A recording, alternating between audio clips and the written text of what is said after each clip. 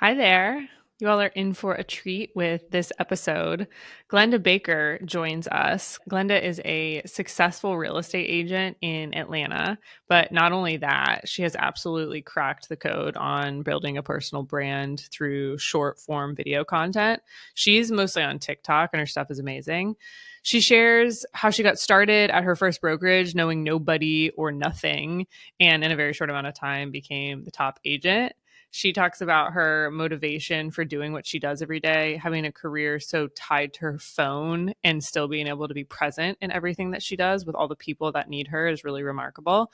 She shares her tips and tricks on forming authentic relationships with her clients, which can be applied to every industry, not just real estate.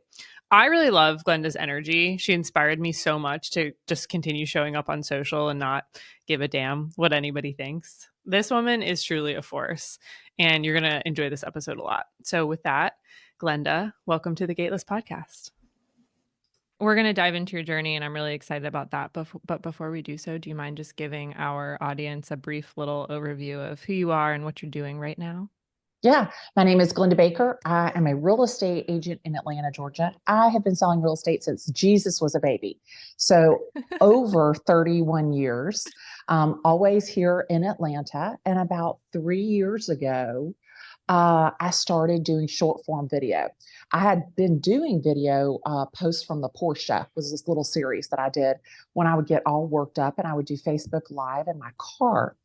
And I kind of transitioned from that spur of the moment live video into curated short form video. And it kind of took off and people really bit into it. And originally, I was going to do like, you know, advice for buyers and sellers. And it's real estate advice, sugar and spice real estate advice. But someone asked me, if you were a new agent, what would you do? And I said what I would do if I was a new agent. And so all of these agents started following me, and it's really kind of created this cult following, I guess you could say. And they've named themselves the Glenderatis. They come and see me at events. They send me star stuff all the time. I probably get like in the mail physically, I probably get 3 or 4 items a week, but in my DMs, I get hundreds of links to different star stuff. It's insane. Wow, that's Yeah. amazing. Yeah. That's Because so typically fun. I wear stars, but I'm out of uniform. So sorry about that.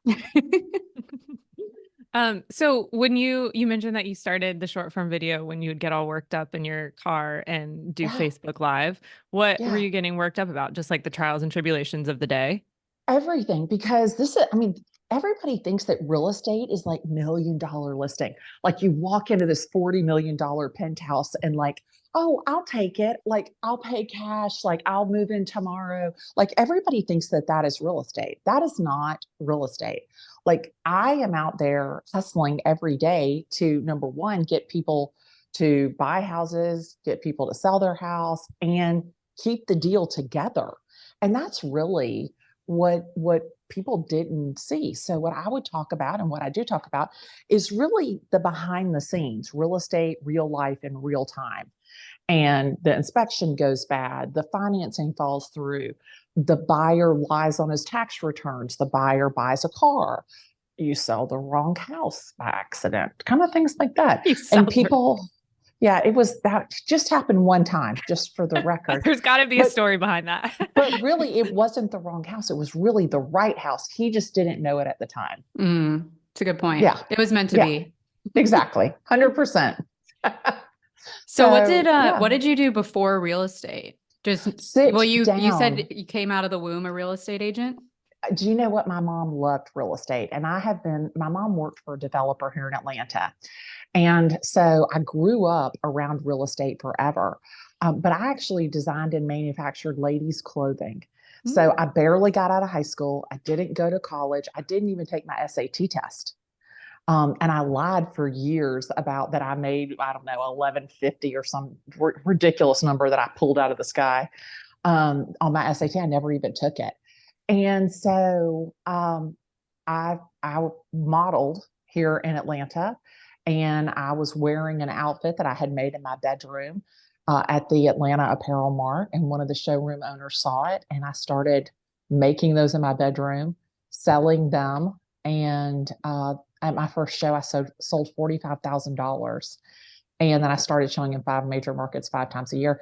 But retail is really tough. Mhm. And the people are just brutal.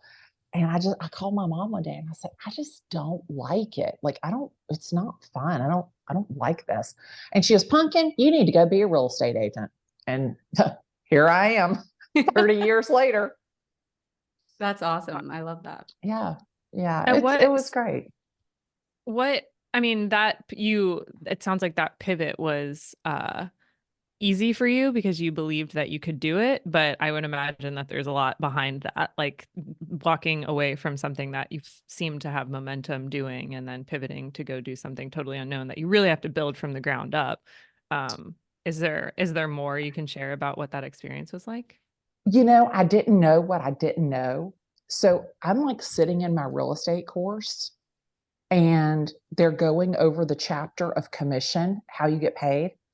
I didn't realize you didn't get a paycheck every week. Like, Yeah. I mean, like I'd never ever known anybody who worked on commission. Like my mom got a paycheck every Friday. It got deposited in her account. She worked Monday through Friday, 9 to 5. Like I didn't know there was other types of jobs. Mm. And I call my mom after I'm like, did you know that you only get paid if you sell a house? And my mom's like, oh, Pumpkin, don't worry, you'll sell a house. And I was like, that's not going to work for me. So I actually interviewed to be an assistant. And it's funny because the first interview I had was with these 3 ladies. And back in the olden days, relocation didn't go through a relocation company or a relocation department. Somebody's husband worked for Bell South, somebody's husband worked for UPS, somebody's husband worked for Coke, and they told their friends, and that's how you got it. And this one lady who was the head of these 3 ladies, and they were going to share me as an assistant. She had RELATE, relocate on her tag. She did all the relocation. She was the relocation department of Atlanta. So I go and I sit down, I'm talking, and she goes, you can stop. I'm like, excuse me? She goes, yeah, you're way too bubbly. We're never going to hire you. Ouch. And I'm like, so I leave and I cry. Yeah. And so the next day I have another appointment lined up and I go and I sit down with these 2 ladies. And again, they're going to share me. 2 individual agents are going to share me. And this is 1992 where assistance was really like, you didn't really have an assistant. And so I get along with them. They love me. It's great. I know that I got it. They call me, hey, Glennda, it's Irene. I'm like, hey, Irene, we love you. Oh my gosh, I love you guys too. She goes, we are definitely not hiring you. And I'm like, excuse me? She goes, you know what? You're not going to be an agent for long, and we really don't want to train our competition. And I'm like, you're kidding me. Well, in the meantime, I had been reading this book, How to Develop a 6-Figure Income in Real Estate. And I had it said, ask everybody that you know if they want to buy a house or sell a house. And so I had been asking everybody that I knew, did they want to buy a house or sell a house? And 5 people had already told me they would sell their house with me.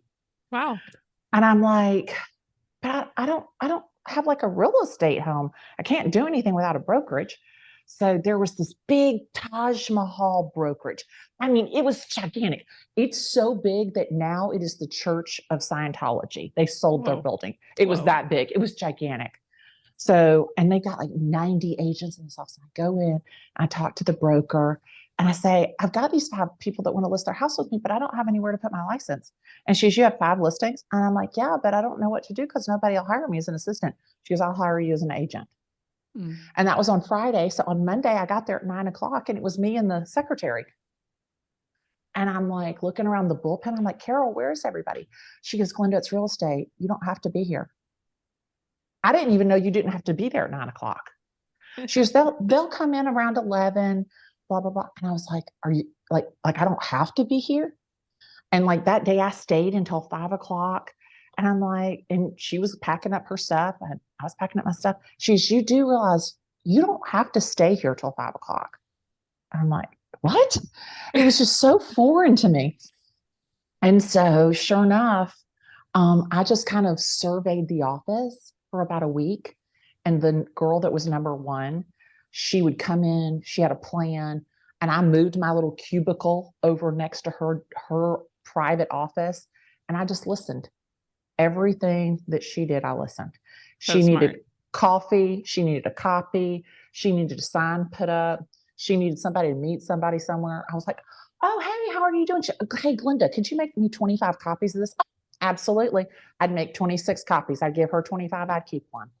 Everything that girl did, I copied it, every single thing. And I listened to how she talked to people, the confidence that she had. I was sitting there reading my book, and it said call for sale by owners, call expireds. And that's what I did. It said develop a farm. So I found a fancy neighborhood. Here I am in some apartment. I take my baby Victoria, I put her in the stroller, I park at the clubhouse, and I stroll my baby through that neighborhood every night between 5 and 7. I strolled my baby.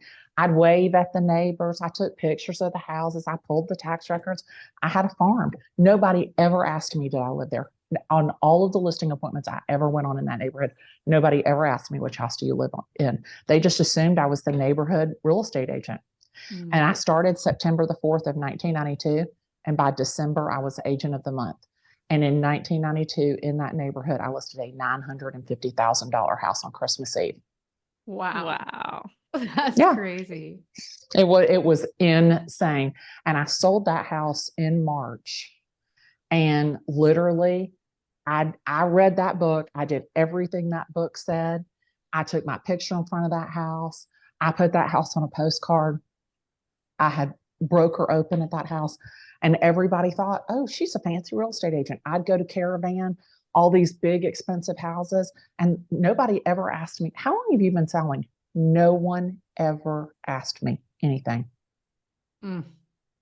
I mean, what you just described, the uncomfortability of starting something new, and your description of walking into that office and literally not understanding what time you're supposed to be there, what time you're supposed to leave, where was everybody else? Are you doing something wrong? That feeling though is the same feeling everybody has when you start something new and you're like, do I belong here? What do I do? And you're so smart to just copy that girl that was crushing it and take that 26 copy for yourself and retain everything that she was doing and roll with it. And Well, I had read Tony Robbins, all of his CDs, all of his power talks, all of his Unleash the Power Within, all of his personal power.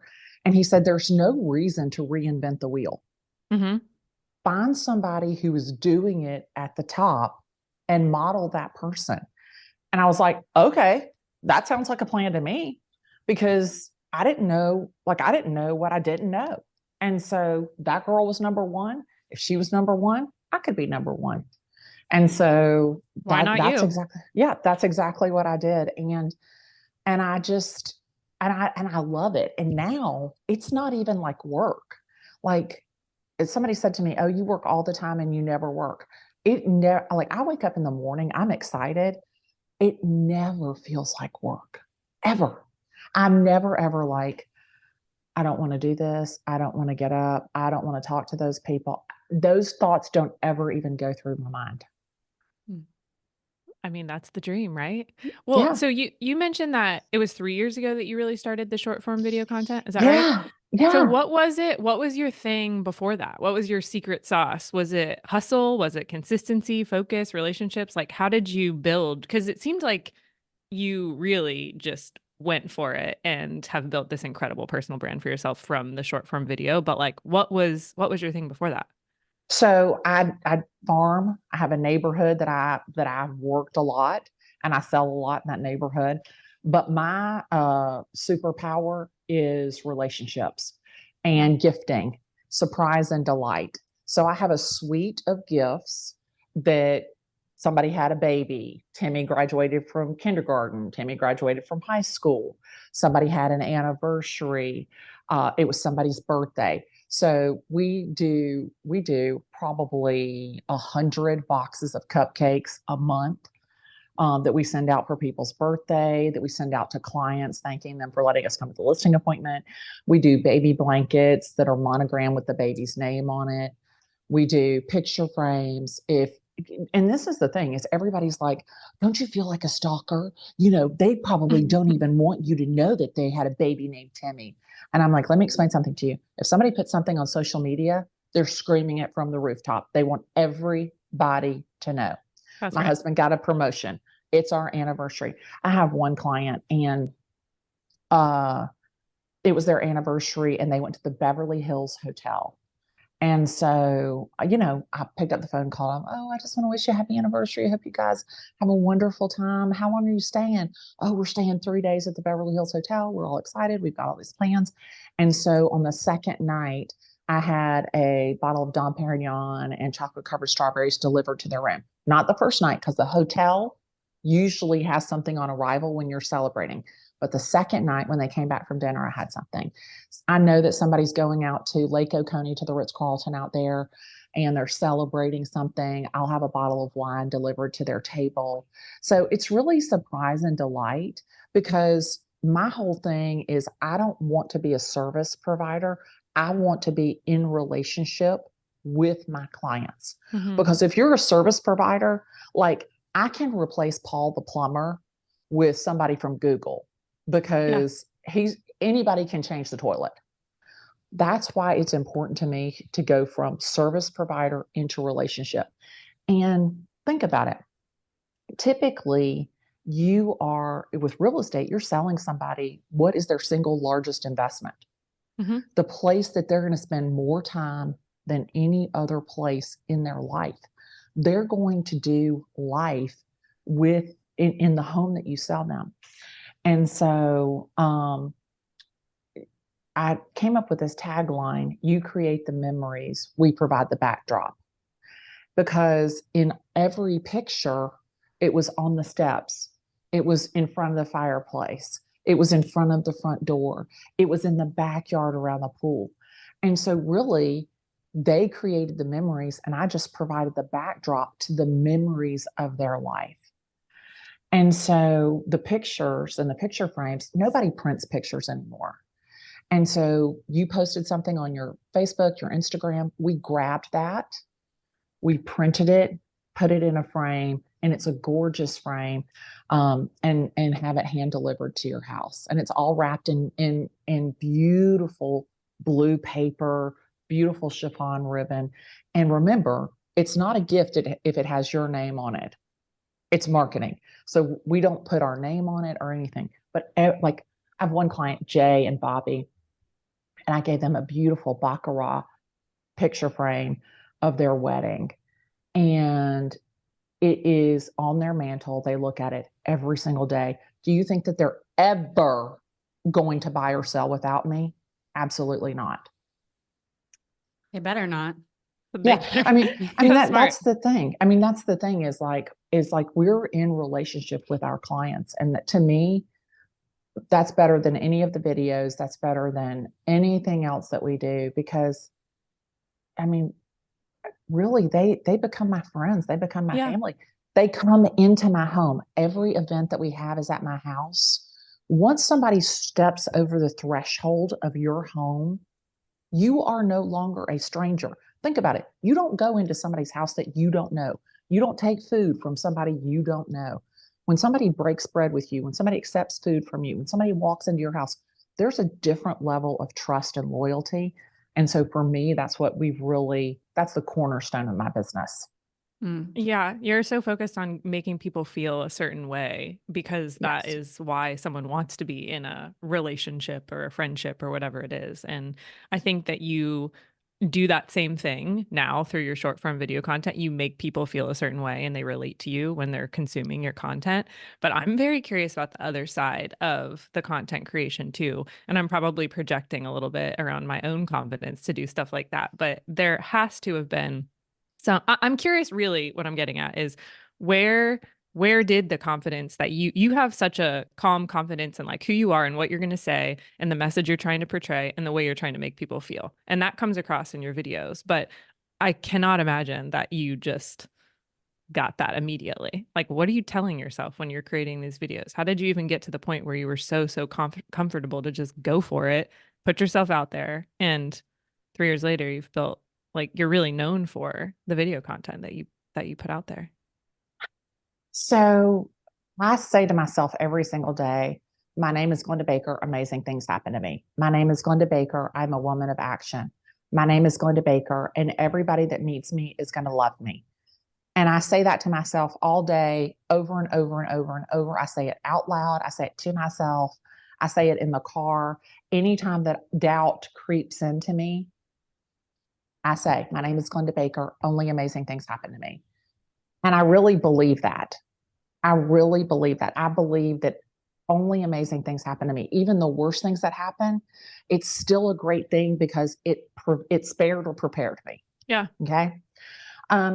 But I, as a child, grew up as an only child.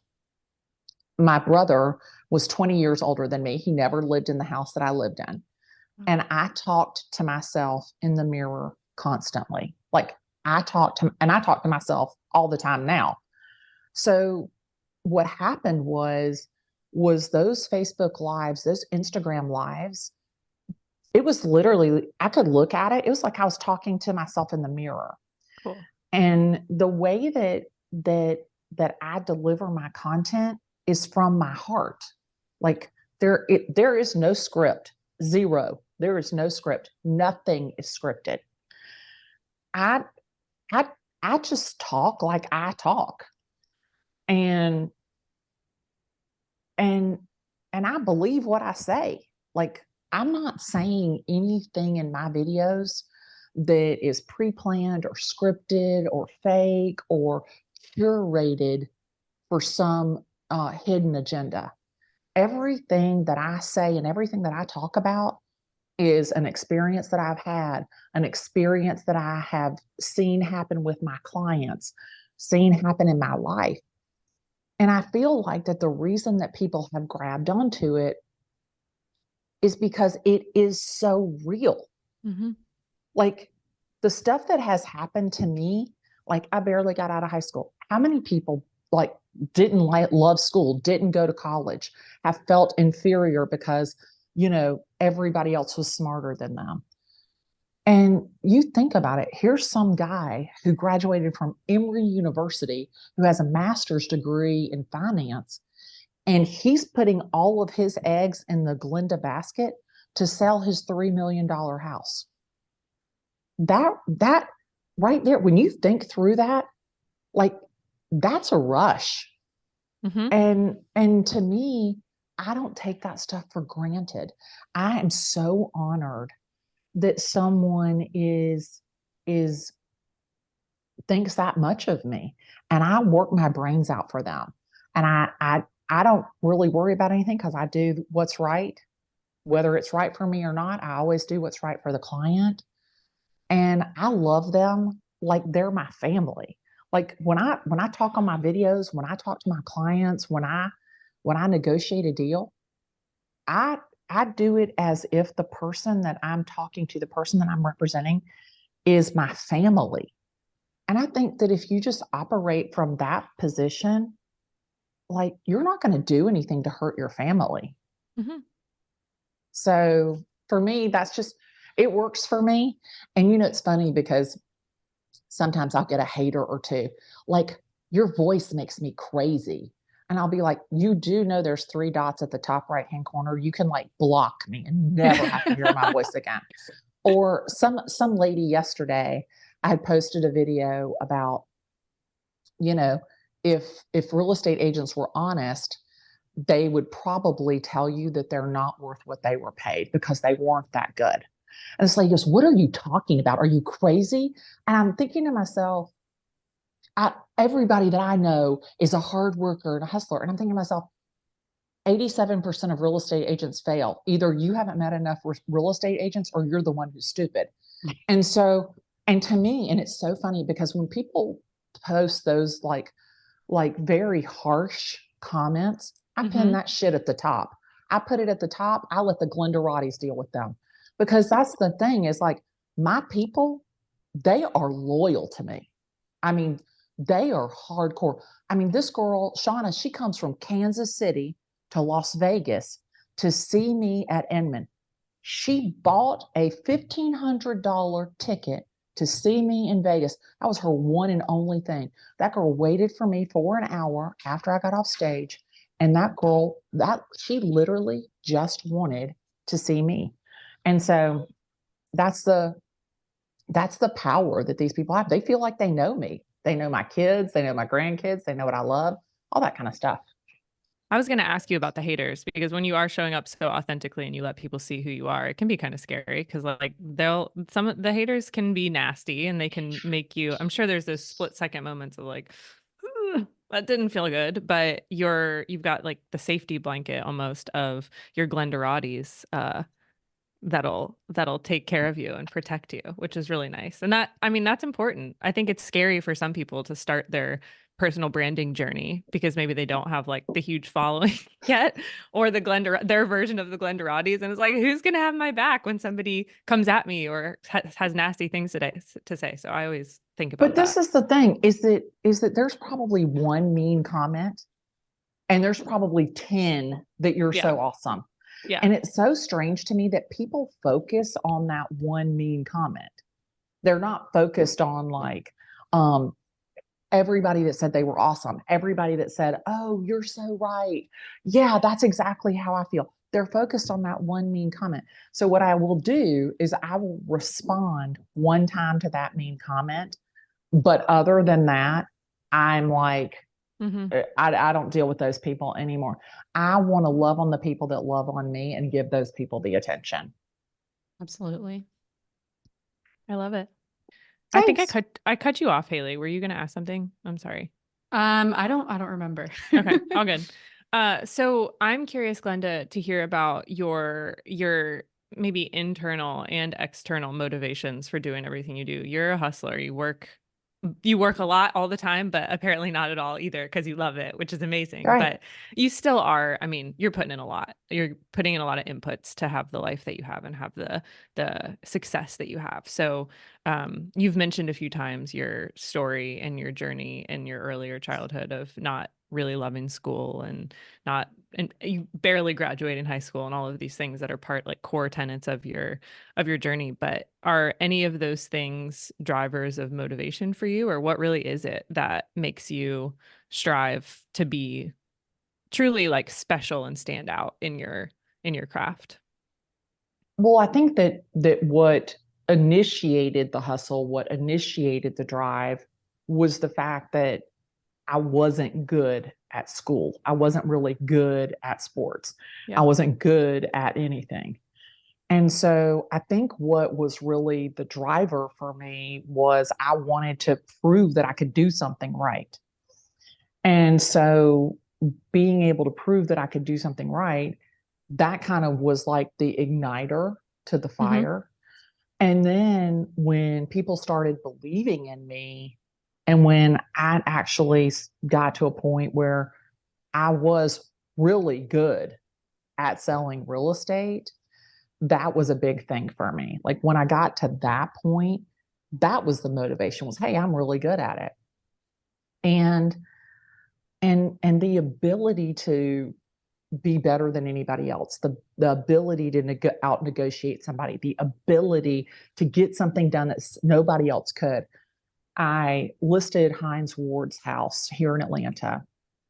He'd had 5 real estate agents. The house had been on the market forever. And a friend of his said, hey, you need to call Glennda. And he was interviewing like 10 real estate agents. And I said to him, I said, and this is like my 3rd round of interviews with his team. And I said to him, I said, what was it about your last agent that didn't work for you? And he goes, well, she asked me what I wanted her to do to get my house sold. He goes, that'd be like me asking her how to play football. And he goes, I want to work with somebody who knows what they're doing and has the confidence to do it. And I never will forget, I was sitting in the parking lot. I'm on a call with this guy and his team. And I said, look, you've interviewed 10 real estate agents. You've talked to everybody in Atlanta to get your home sold. At this point, you need to pass me the ball and let me run it into the end zone because you're not going anywhere right now. And he was like, that's it, you're hired. And it was literally, it was having the confidence. Once I realized like, okay, so this is what he's looking for. I was like, I can do that. No problem. In those interviews, I was kept trying to figure out like, what is the trigger for this guy? What is the trigger? And the trigger was he wanted to feel certain that the person he was hiring could get the job done because nobody else had been able to get it done. And when I said that to him, it just really, it hit the nerve for him, but it also gave him the trust and confidence in me to listen to me. He'd started at 14 million, 12 million, 7 million, 5 million, and that house ended up selling for $4 million. So it wasn't just the house was really specific. It wasn't just that there were a lot of things, but really the pricing strategy was flawed. And nobody would tell him that. Everybody was afraid to tell him that. So you just found that's the key to really having, like, moving the needle forward in any relationship, like figuring out what is the thing that's making them tick. What's the thing they're scared of? I love that question, Yeah. especially, Well, my side. Why don't you ask it? Like Yeah. why no real estate agent asks, what is it exactly that you're looking for? Yeah. Because if you ask the client, tell me what it is exactly that you're looking for.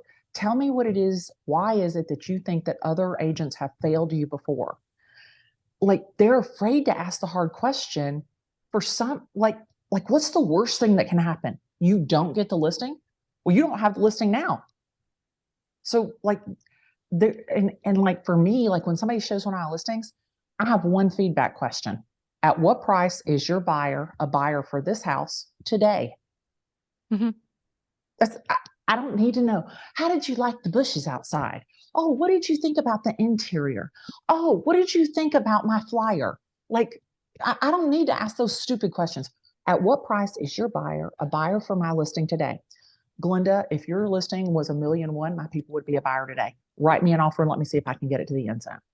Glenda, it doesn't matter if your people were giving that house away. It sits on the top of the freeway and my people are never buying that house.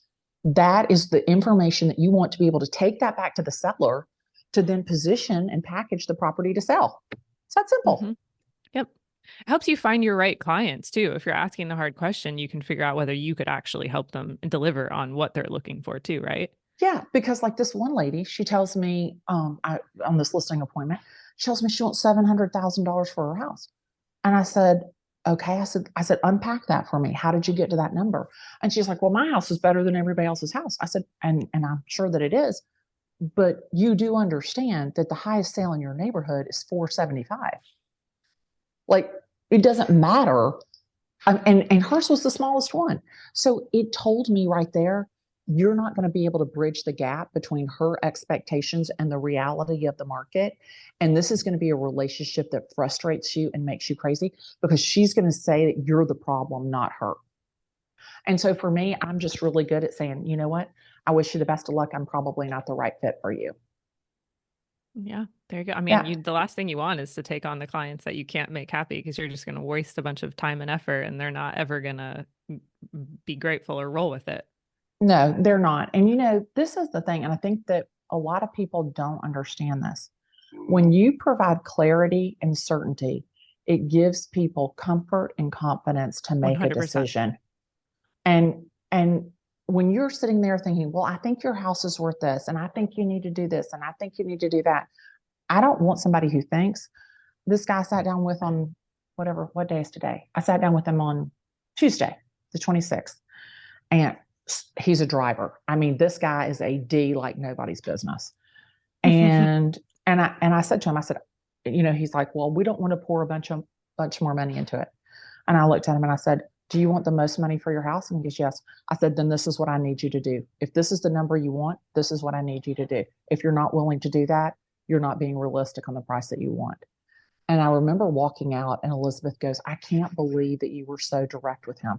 I said, that guy is a driver. He operates in bullet points. He doesn't need all of the fluff. Yep.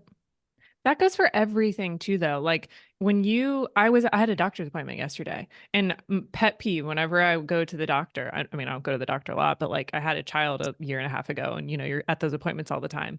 And when they were wishy-washy with me, I left feeling so bad. Like, Yeah. I don't understand what I'm supposed to do here. What's the directive? Like, you're the expert, not me. Tell me what I should be doing. I had a doctor's appointment yesterday, and they're like, we think you're fine, but maybe you need an MRI. And I'm like, maybe? Do I need an Yeah. MRI or do I not? Yeah.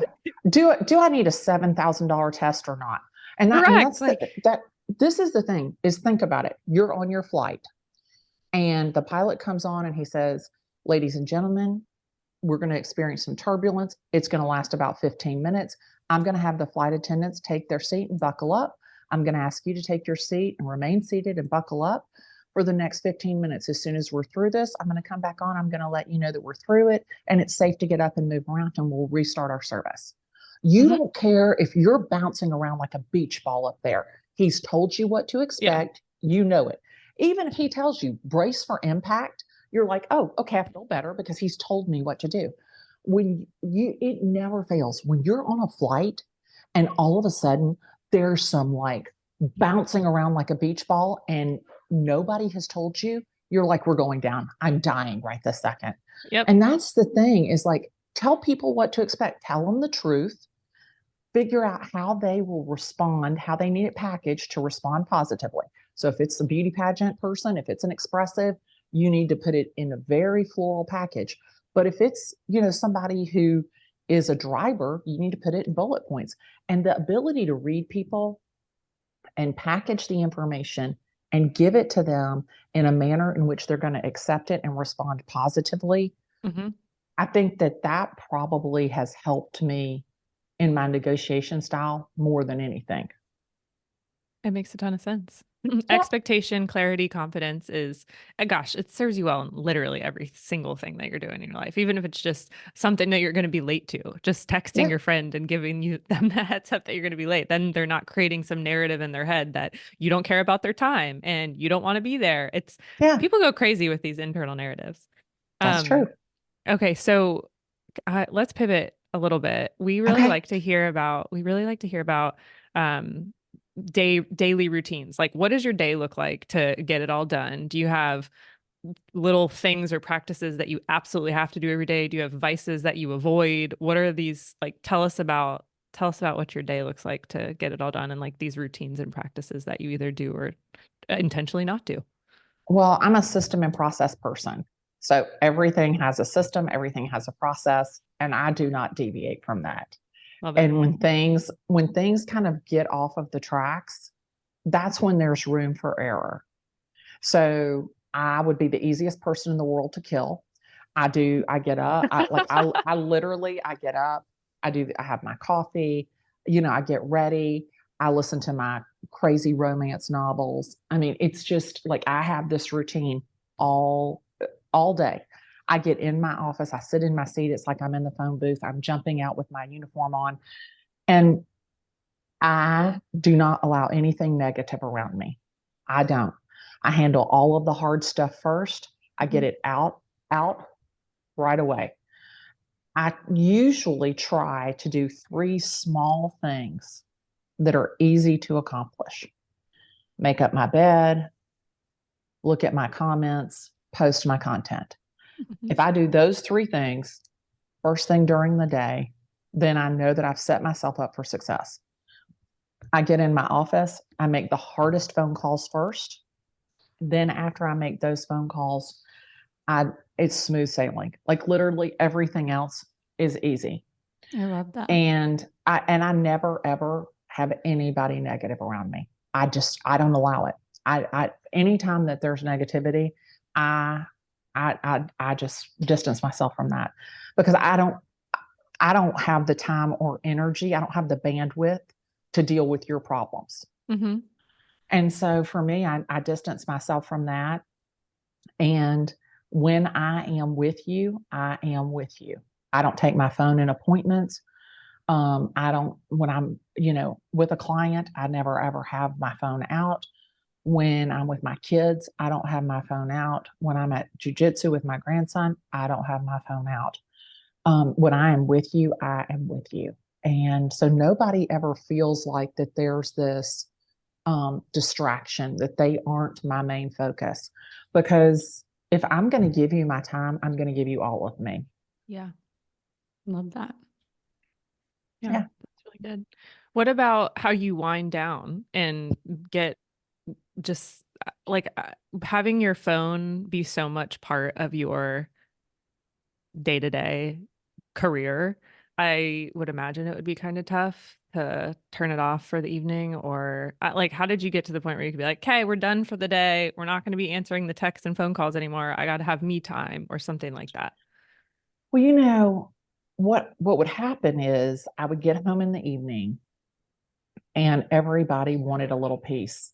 And my kids and my family were not getting the best of me because I was upset about some deal, some inspection went south. And what I realized is nobody dies. Like, Yeah. I'm a real estate agent. You're not a surgeon. Like, yeah. I mean, if I don't answer the phone, if I don't respond to a text message, nobody dies. And I don't have, what makes me crazy is I only answer the phone between 9 and 6 p.m., blah, blah, blah, blah, blah. My people know that when they need me, I'm available, period. They know that when they need me, I'm available. Because of that, they don't take advantage of me when I'm with my family, when I'm at the beach with my kids, when I'm on our family trip, everybody knows I have jujitsu on Tuesday and Thursday from 4 to 5. Nobody bothers me. I mean, I don't even look at my phone. Cool. The only reason I take it in is to take videos of my little grandson. Aww. And so, and I don't want to be distracted, because you are. And the phone is this amazing, amazing piece of equipment that can create gazillions of dollars for you. Mm-hmm. It is also the biggest distraction you will ever have. So this is what I say. Don't be distracted from something you should be devoted to. And don't be distracted. Don't be distracted from something you should be devoted to. And literally, whenever I look at my phone, I think about, oh, I need to look at my phone. Don't be distracted by something you need to be devoted to. Love that. And so I think about that all of the time. Where is my focus? What am I devoted to? Don't be distracted by that phone. I love that. We all need to hear that all the time. Because you're right. It's like, it makes you feel like you could do the one more thing to get ahead for tomorrow. You could send the messages, whatever it is. And it's like, I don't know. But then you just missed the hour that you had before your kid went to bed, or with your loved one, or the me time that you needed. You're never, ever going to look back on your life and think, it was more important for me to show that house rather than go to that soccer game. 100%. It was more important for me to talk to that client than do bath time. You're never, ever going to look back on life and say those words. That's just it. And, I remember I had this one guy who was the CEO of a big company here in Atlanta. And he goes, maybe you don't realize, but I have CEO after my name, and I'm demanding that you come back from your vacation and attend the closing with my wife. And I remember being on the phone with that guy and thinking to myself, you have lost your mind. And I was mad at myself because I'd even taken the phone call, but he'd been a problem from day one. And I thought to myself, who do you think you are? Yeah. That you would demand of me to come back from my vacation. Like, and the thing about it was I have a team. Like, I have an all-female team here in Atlanta, and Elizabeth, who's been with me 22 years, was attending the closing with his wife. It wasn't like she was out there floundering by herself.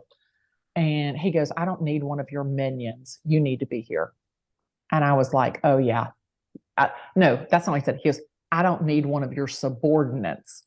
And that's when my head spun around and snot flew out of my nose. And I was just like, yeah, buddy, you and I are definitely not on the same page. Oh, that's a perfect moment for one of those live calls in the car. Yeah. Oh, yeah. Well, it was hilarious because the guy calls my boss and my boss and, says something. And he goes, well, if I have CEO after my name, how is she going to treat my other employees? And I'm thinking to myself, if your employees have had to deal with you, I'm going to be a breath of fresh air. We're going to have lots in common. But anyway, Absolutely. I digress. Oh my God. Absolutely.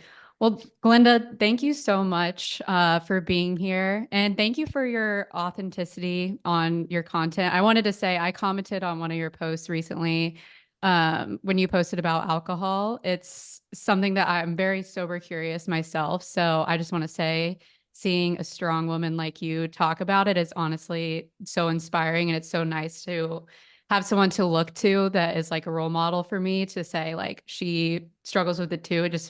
It's like, it makes you feel so seen. So I just want to say thank you before we end the call. Oh, you know what? That makes me feel so good. I did an interview last week for Edmund, and it was around specifically about female real estate agents and female drinking and how women really use alcohol to cope and deal with the trials and tribulations of life. Not that their life is bad, it's just that their bandwidth is so stretched. And that article comes out. I hope it's going to be amazing. I feel like it is. But I was so honored to be interviewed. And somebody said to me, "Why do you post your personal business like that on your social media?"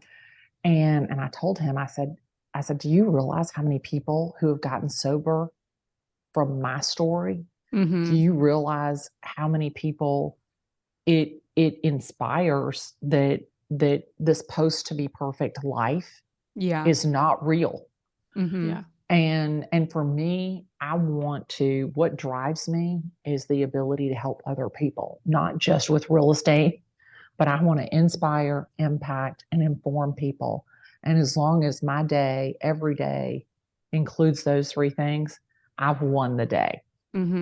Well, a lot of people silently struggle with it. And I think it is something that a lot of like high achievers face because we're so stressed and we're constantly, being bogged down that once you like have that relief, I don't know, I kind of feel like it's something that a lot of people struggle with, but obviously nobody wants to talk about it. Right. So thank you for doing that. My pleasure. Not just for me, I'm sure there's a ton of people out there who it definitely impacts. But before we end, we like to ask our guests for one piece of anti-gatekeeping advice. So what advice would you give someone who is looking to start building their brand on social media or video like you did? What would be your one piece of anti-gatekeeping advice? Figure out what your superpower is. Like literally, just what is the one thing about you that everybody says? If you're in real estate, go back through your reviews and pull out 5 words that have been used over and over and over to talk about you. And then take those 5 words and create your online brand, your online persona. Go deeper right there, because that is what people are biting into. When people are telling you, "I trusted her, she was always honest with me. I knew she was going to protect me and my house and my asset and my interest." Those are things that is your brand. What people say about you, that is your brand. So look at those reviews, pull out 5 words, focus on those, build your online brand, and go deep in those areas. I love that. I wrote that down for myself. Yeah. Good. I think that applies to everyone too. It doesn't even matter if you're in real estate. It's like Oh, if you're just trying to build your brand and find like the digitization of your reputation so that people that you can help can find you, you've got to have a brand. And Yeah. Yeah. I building think it that even way. like for finding if you're someone who has like a regular, 9 to 5 job and you're trying to find something that you're passionate about, what is your superpower? And that's how you can Yeah. figure out what you're destined to do.